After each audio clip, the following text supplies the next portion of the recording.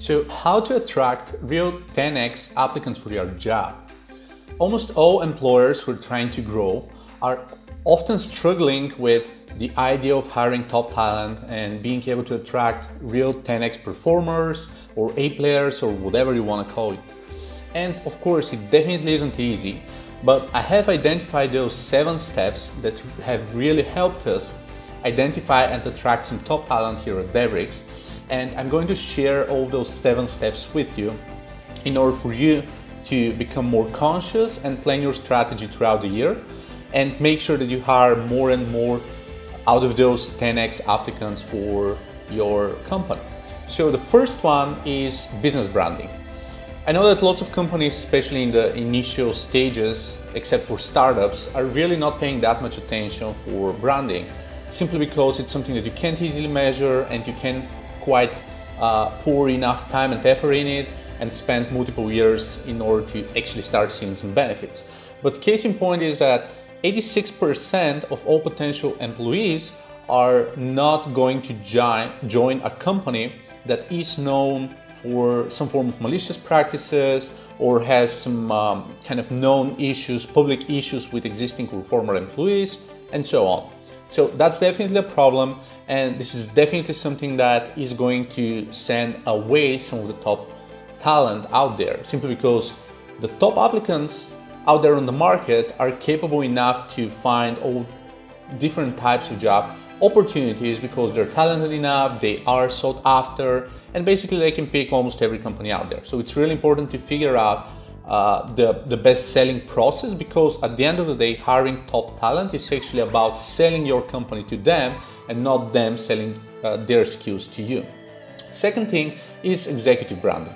According to Forbes, executive branding or employer branding was one of the most top marketing B2B strategies for retaining talent and growing leads and pretty much everything else. This means that top executives in the company, they have the obligation to actually spend time on publicity, on attending events, speaking at conferences, PR, and all other types of engagements, even writing blog posts for your company blog or maintaining your own social presence, whatever be it, in order to become more transparent and more public. And I'm going to touch on social media at the end as well, but it's really important simply because top talent really want to connect with the leadership team and the senior management in order to make sure that they're in good hands should they join your company. Number 3 is offline networking. I'm talking about meetups, I'm talking about conferences, I'm talking about some other gatherings with some folks within a specific community. Meeting people in person is the best way to actually bond with them and build rapport and kind of build some form of a relationship that's a lot easier to keep maturing and nurturing further as compared to just seeing some posts from a random person online that you've never met, you don't know how they behave and everything else. That's why, especially in sales, and even if you've watched some movies, let's say, I don't know, Mad Men or anything like that, you know that most of the deals are getting closed at evening events and parties and things like that. Now, of course, it doesn't really happen all the time. It's not for all types of deals, but for the most part, it's really important to bond with someone and have an open conversation and actually see if there's a way to work together, which is why this is also important to attend some of those industry events, meetups, conferences, like I said, hackathons for developers or other types of communities where the ideal people hang out. Even if you're not looking for those people right now, maybe a year or 2 from now, you may actually have an opportunity to hire this person and they will like you enough to actually consider joining your company. Number 4 is in-house referrals. Now, the thing is, 10x players, they are problem solvers and they want to work with other problem solvers. And most of them don't really want to work in a very tiny organization out of 2 or 3 or 4 people, unless they're very close friends of you, which you've already covered with the first 3 points of this checklist, right? However, the more you keep growing, the easier it is to start filling in some gaps with some folks that are not necessarily top performers.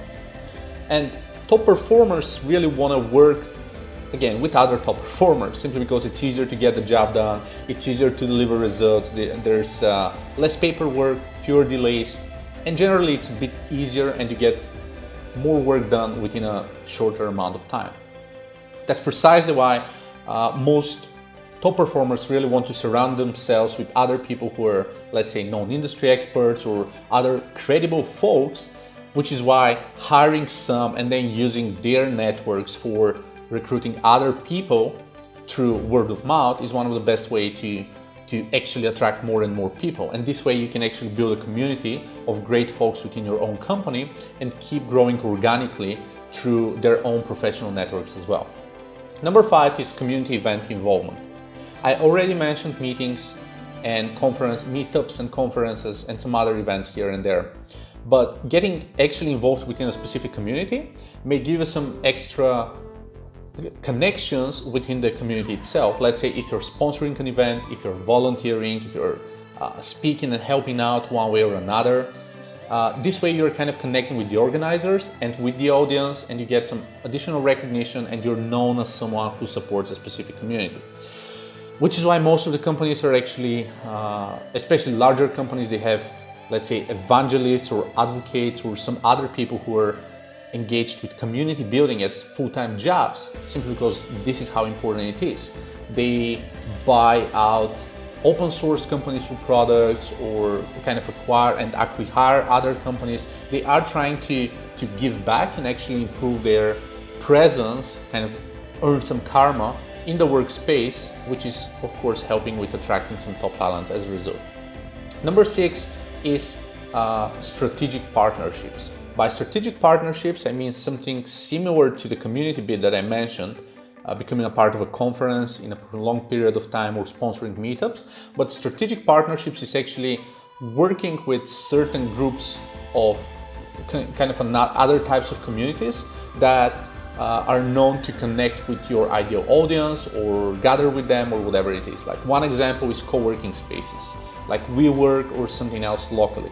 If you start working there, if you rent an office for meetups, if you start organizing talks there, you have a better chance to actually build a kind of partnership with them and also use it for recruitment purposes. Or it could be, let's say, an organizers of specific communities that know lots of people looking for jobs. It could be something on social media, page group owners or something else. It could be product companies that have available freelancers, and some of those freelancers may actually be looking for work. So looking at those opportunities may be another way to improve your word of mouth presence. And having that, you can again increase your chances to onboard 10x performers for your own company. And the last one is the social media transparency. And I'm always amused when I see that social media isn't really top priority for lots of companies. Now, out of LinkedIn, last time I checked, they had around several million CEOs and chief level executives out there. And someone asked, like, is LinkedIn only about HRs and executives? Well, not really, but there's a good reason why CEOs are there. However, most CEOs and C-level executives aren't really spending a lot of time on social, so they only have some stored profiles that haven't been touched in years and serve as an online CV. And in fact, according to a study from MSL Group, 82% of people are more likely to trust a company whenever their senior executives are on social media. So speaking of which, top performers, best candidates, they are doing the due diligence of the company. They are making sure that they're joining a good company, they are in good hands, and they do agree with the policies and regulations and the whole management style of the senior executive team. So actually spending more time, I do spend a lot of time on LinkedIn, I spend a lot of time on Quora, I also spend a lot of time on Twitter, and I'm trying to expand into other markets as well by producing videos like this one, posting it on YouTube as well, and being able to share the way I think, the way I manage, the way I'm structuring and growing my teams, which is also helping me attract some talent that does agree with what we do. And whenever we have an opening, whenever I'm attending an event, those folks are really happy to chime in and say, hey, let's discuss some business opportunities together, work together, or whatever it is. So that's it, that's the checklist of top 7. And yeah, if you have any specific questions or any other ideas, let me know in the comments below.